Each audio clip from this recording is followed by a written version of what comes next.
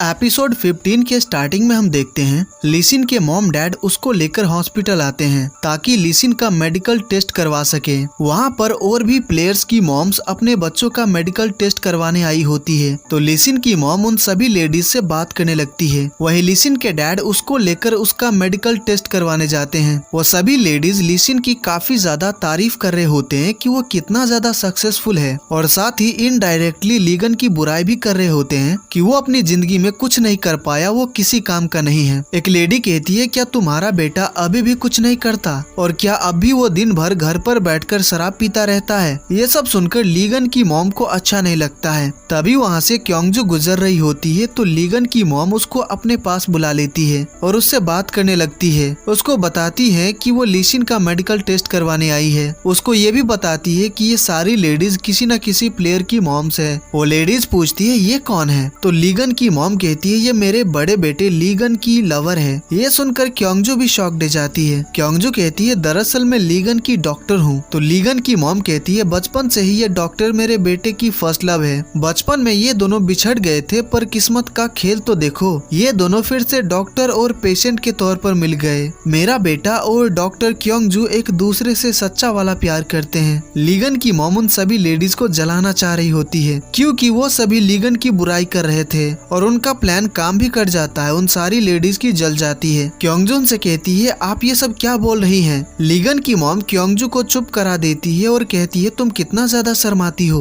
वो लेडीज कहती है तुम्हारा बेटा एक एथलीट था और तुम्हारी बहू एक डॉक्टर है, दोनों की जोड़ी परफेक्ट है। तुम्हारे पास तो अब सब कुछ है। वहीं से प्रोफेसर हान कुछ डॉक्टर के साथ जा रहे होते हैं, तो वो रुक कर उनकी बातें सुनने लगते हैं। क्योंगजू भी उनको देख लेती है। तभी वहाँ पर लिसिन टेस्ट कराकर आ जाता है और एक कपल की तरह उसको पकड़ लेता है और कहता है तो तुम यहाँ पर हो, मैं तुम्हें ही ढूंढ रहा था। उन दोनों को ऐसे देखकर प्रोफेसर और डॉक्टर्स काफी हैरान रह जाते हैं। वो लेडीज कहती है ये तुम्हारी भाभी है ना। तो लिसिन कहता है ऐसा कुछ भी नहीं है, ये मेरे भाई की डॉक्टर है और उसकी फर्स्ट लव भी, जो कि कभी पूरा नहीं हुआ। लिसिन की मॉम उसको क्योंगजू से दूर हटने को कहती है, पर वो ऐसा नहीं करता है और कहता है बताइए हमारी जोड़ी कैसी रहेगी। ये सुनकर प्रोफेसर शॉक्ड हो जाते हैं। क्योंगजू उनको इशारों में बताने की कोशिश करती है कि ऐसा कुछ भी नहीं है। उन सभी लेडीज को पता चल जाता है कि लिसिन की मॉम झूठ कह रही थी। उसके बाद हम क्योंगजू और लिसिन को बैठकर बात करते हुए देखते हैं। क्योंगजू कहती है वो सब कहने की क्या जरूरत थी, मेरे प्रोफेसर और कॉलीग्स ने सब कुछ सुन लिया था। तो लिसिन कहता है तुम चिंता मत करो, मैं उन सब से बात कर लूंगा और उनको बता दूंगा कि मैं बस मजाक कर रहा था। फिर क्योंगजू कहती है क्या तुमने लीगन की कोई डायरी देखी है। वो एक इमोशन डायरी है जो कि प्रोफेसर ने उसको लिखने को कहा था जब वो 10 साल पहले काउंसलिंग के लिए आया था।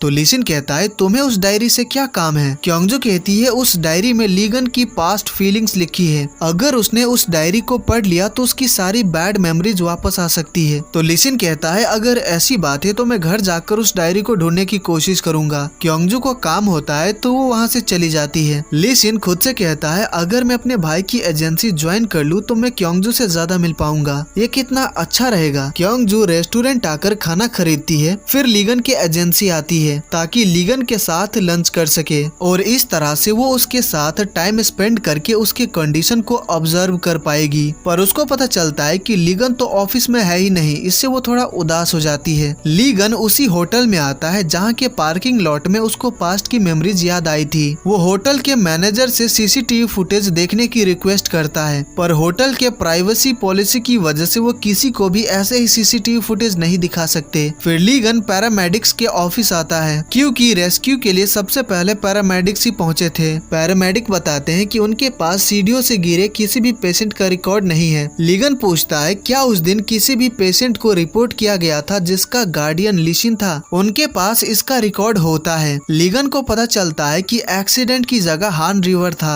ये जानकर लीगन काफी ज्यादा शॉक्ड हो जाता है। पैरामेडिक कहते हैं अगर तुम्हें और जानना है तो जो डिटेक्टिव इस केस का इंचार्ज था तुम्हें उनसे मिलना चाहिए। लीगन हान रिवर ब्रिज पर आता है और सोचने लगता है कि आखिर उस रात को हुआ क्या था। लिसिन मुझसे झूठ क्यों बोल रहा है, वो आखिर क्या छुपाने की कोशिश कर रहा है। तभी लीगन के सिर में काफी ज्यादा दर्द होने लगता है और उसको इस ब्रिज की थोड़ी सी मेमोरी याद आती है। किसी ने उसका कॉलर पकड़ रखा था, पर उस आदमी का चेहरा लीगन को याद नहीं आता है, जिससे लीगन सोच में पड़ जाता है कि ये कैसी मेमोरी थी और वो आदमी कौन था। लिसिन को पता चल जाता है कि लीगन लीगन अपने एक्सीडेंट के बारे में छानबीन कर रहा है और डिटेक्टिव से मिलने पुलिस स्टेशन जाने वाला है। ली सिन क्योंगजू को कॉल करके सब कुछ बता देता है और कहता है वो मेरा फोन नहीं उठा रहा है, शायद तुम्हारा फोन उठा ले, इसीलिए उसको कॉल करके वहाँ जाने से रोको। मैं जल्दी से पुलिस स्टेशन जाकर देखता हूँ। क्योंगजू उसको कॉल करती है पर वो कॉल नहीं उठाता है। चासियोन भी उसको कॉल करती है पर वो उसका भी फोन नहीं उठाता है।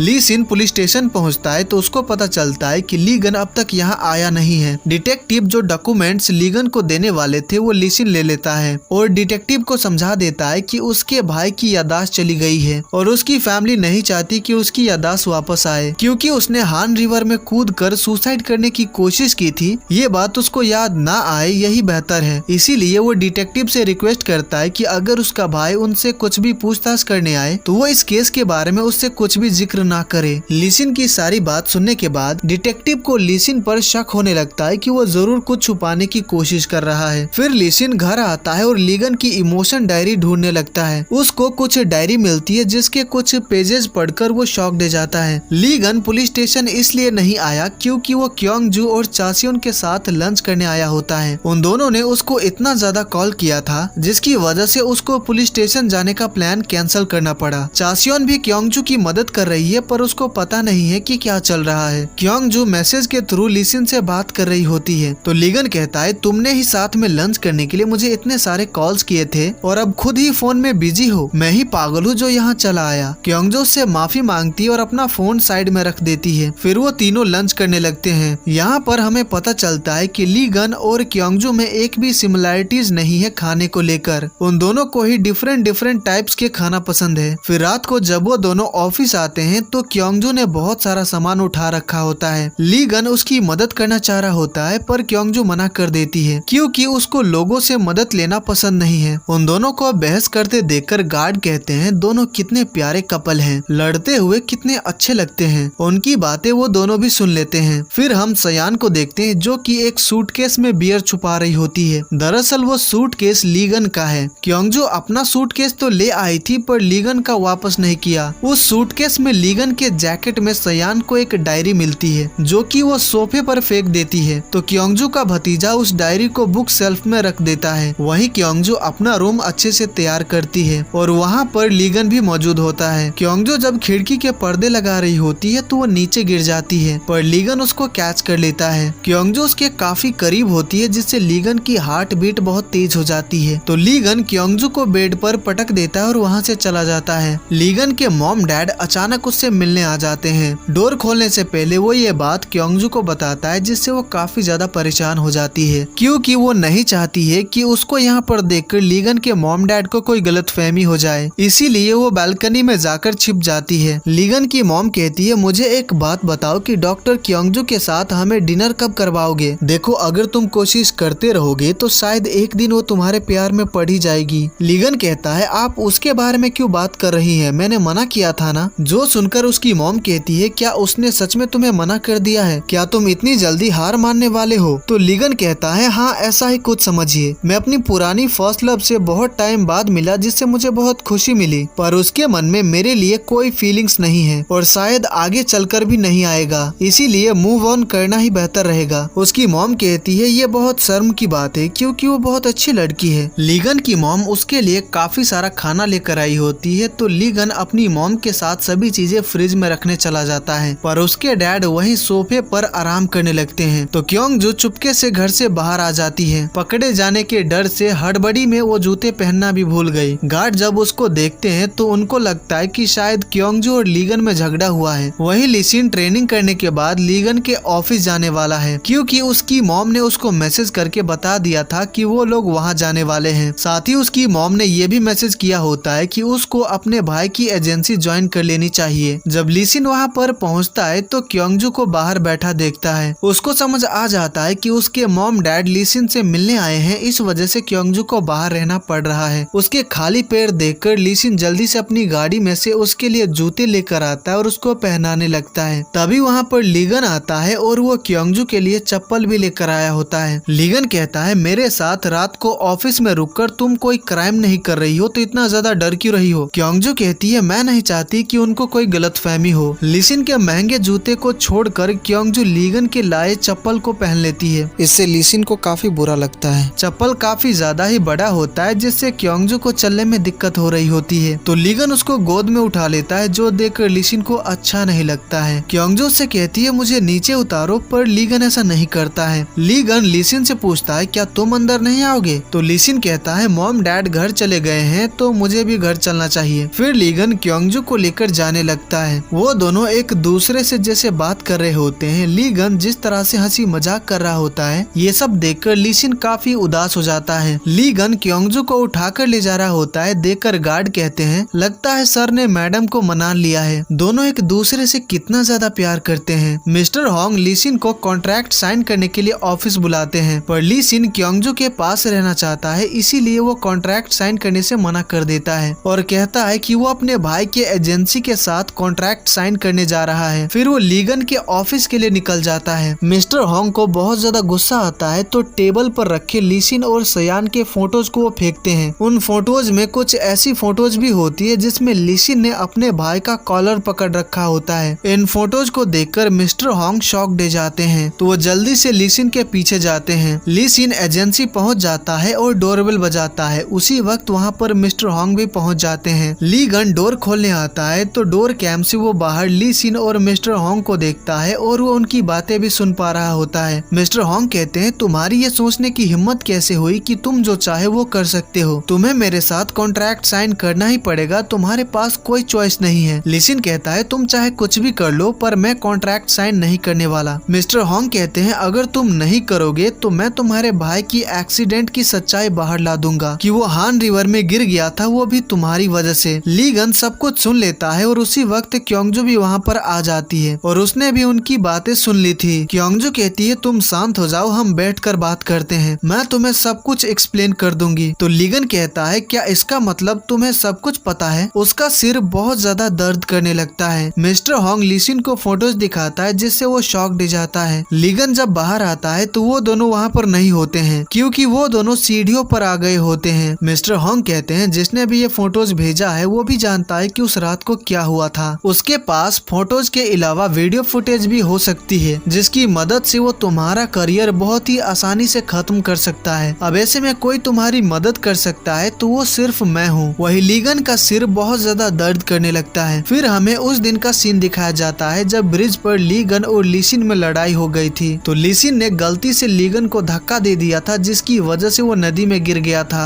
और यहीं पर ये एपिसोड खत्म हो जाता है। तो गाइज ये एपिसोड आपको कैसी लगी मुझे कमेंट करके जरूर बताइएगा। अगर आपको मेरा एक्सप्लेनेशन पसंद आया हो तो इस वीडियो को लाइक कर दीजिएगा और आगे के एपिसोड्स देखने के लिए चैनल को सब्सक्राइब कर लीजिएगा। तो मैं मिलता हूँ आपसे अगले वीडियो में। Take care, bye bye.